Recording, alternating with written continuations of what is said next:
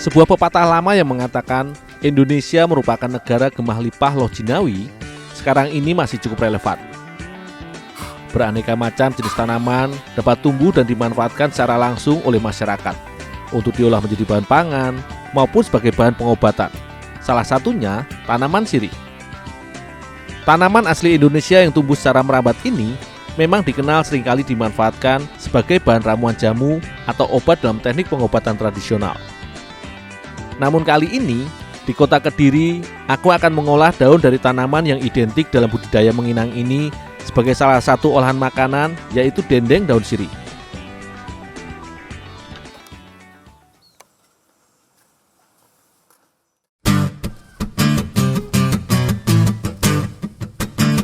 Untuk dijadikan bahan dasar olahan makanan, daun sirih harus diproses melalui beberapa tahapan.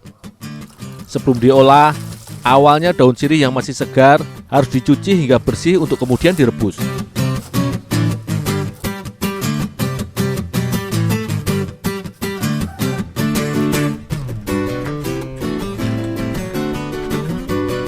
Proses perebusan daun sirih sebagai bahan makanan ini cukup singkat, sekitar 2-3 menit saja. Karena jika terlalu lama, maka kandungan zat-zat baik yang terdapat di dalamnya seperti minyak atsiri, zat sama, diatase, dan folikol yang berfungsi sebagai antioksidan akan rusak dan berkurang.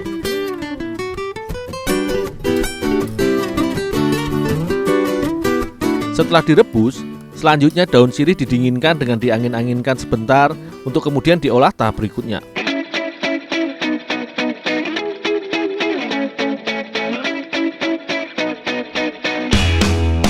Sementara aku menyiapkan bahan daun sirih, Ibu Suparmi membersihkan bumbu dasar di bawang merah, bawang putih, merica, dan daun jeruk yang dihaluskan bersama tambahan garam sebagai penggugah cita rasa dari adonan yang akan dibuat nanti.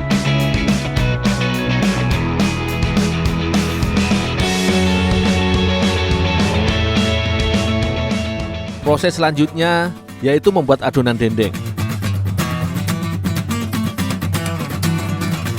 Daun sirih yang sudah dihaluskan tadi kemudian dicampur bersama bumbu dan bahan pelengkap lainnya seperti telur ayam, tepung tapioka, dan minyak goreng.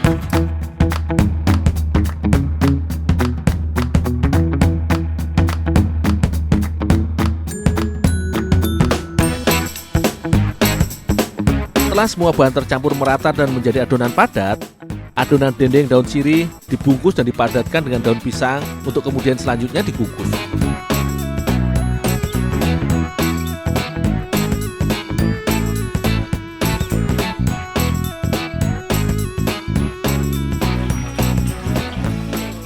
Di rumah produksi milik Pak Agus yang berada di Desa Menang, Kecamatan Pagu, Kabupaten Kediri ini, selain mengolah daun sirih menjadi dendeng, hampir setiap harinya juga memproduksi keripik dari daun sirih yang sudah terkenal dan dipasarkan terlebih dahulu. Melalui rumah usaha yang sudah didirikan sekitar 3 tahun silam ini, Pak Agus bersama dengan istrinya mencoba mengembangkan beberapa olahan makanan dan cemilan khas kota Kediri yang dibuat dari ketersediaan bahan makanan yang ada di sekitar kampungnya.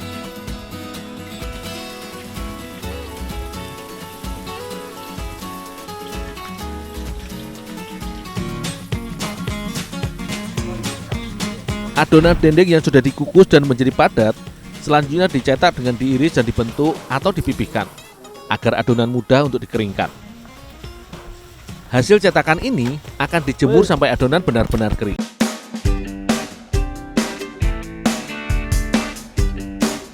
Dendeng sirih yang sudah kering dan dijemur ini langsung digoreng oleh Ibu Suparmi.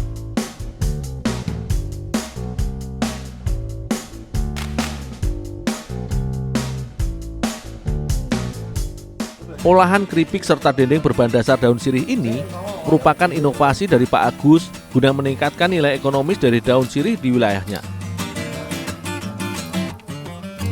Dalam satu kantong kemasan, biasanya berisikan sekitar 100 gram keripik daun sirih dengan harga jual kisaran Rp8.000.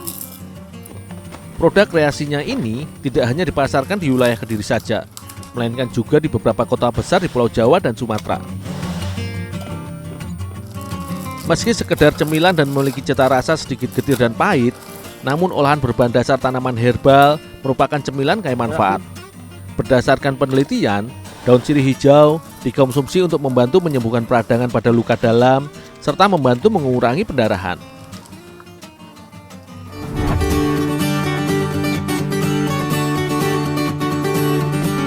Bagi masyarakat di seputaran wilayah Tulungagung, terdapat salah satu olahan kuliner cukup unik yang bahannya terbuat dari serangga penyengat penghasil madu atau biasa kita kenal dengan lebah.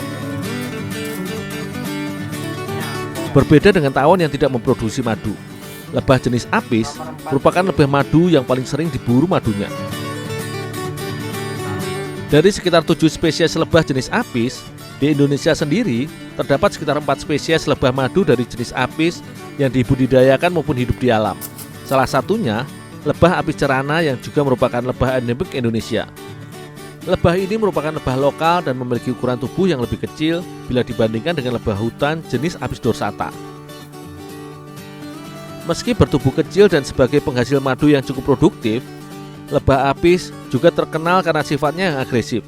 Sesuai dengan insting dasar lebah, serangga ini menyerang siapa saja yang mengganggu sarangnya.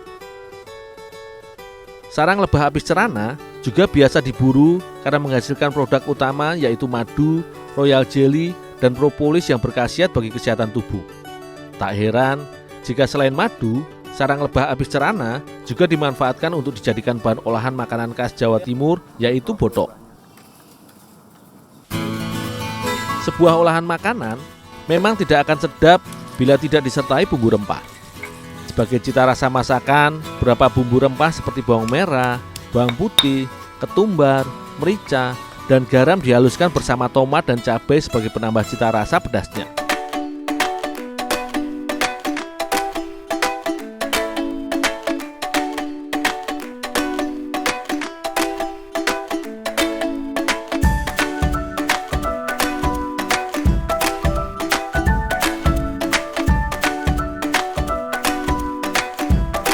Bu, ini Bu satunya udah siap Bu? Oh iya, ini bahannya tinggal pinggir. Oh, ya Bu.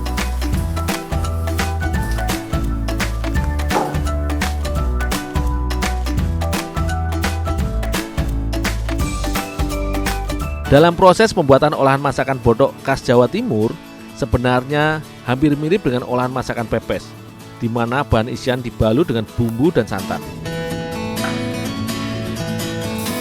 Bu, saya siapin dandang dulu ya Bu ya. Oh iya, enggak.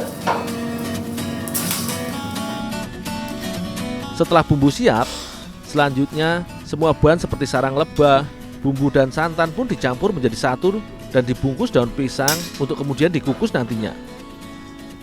Hampir setiap harinya, rata-rata Ibu Ani menghabiskan sekitar 10 kg sarang lebah untuk diproduksi menjadi botok yang dijual di warungnya.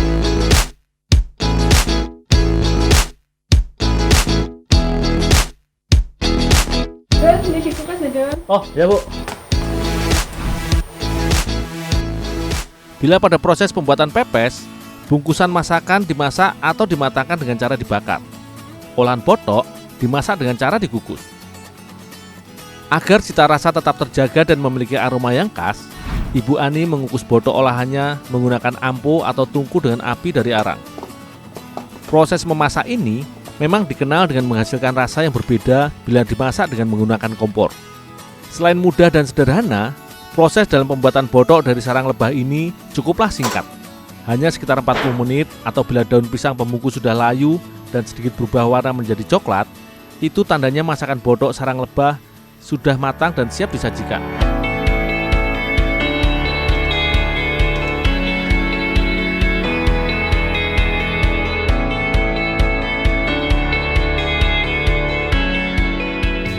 Menikmati makan siang dengan menu botok sarang lebah ini sangatlah nikmat.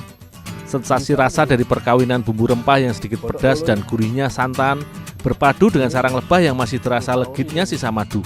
Selain nikmat, botok sarang lebah juga cukup kaya manfaat. Dalam sarang lebah mengandung larva atau anakan lebah, royal jelly, dan propolis yang kaya protein. Dalam propolis mengandung protein yang terdiri dari 16 asam amino bebas, mineral, glukosa, vitamin A, B kompleks, serta vitamin lainnya dan juga bioflavonoid yang mempunyai kemampuan untuk memulihkan sistem peredaran darah sehingga mempercepat regenerasi sel. Meski bodok sarang lebah ini banyak diburu para pencinta kuliner karena sensasi cita rasa serta manfaatnya yang baik bagi tubuh bila dikonsumsi, namun bagi penderita alergi, kandungan protein yang tinggi pada propolis serta royal jelly harus hati-hati untuk mengkonsumsi makanan tradisional khas Tulung Agung, Jawa Timur ini.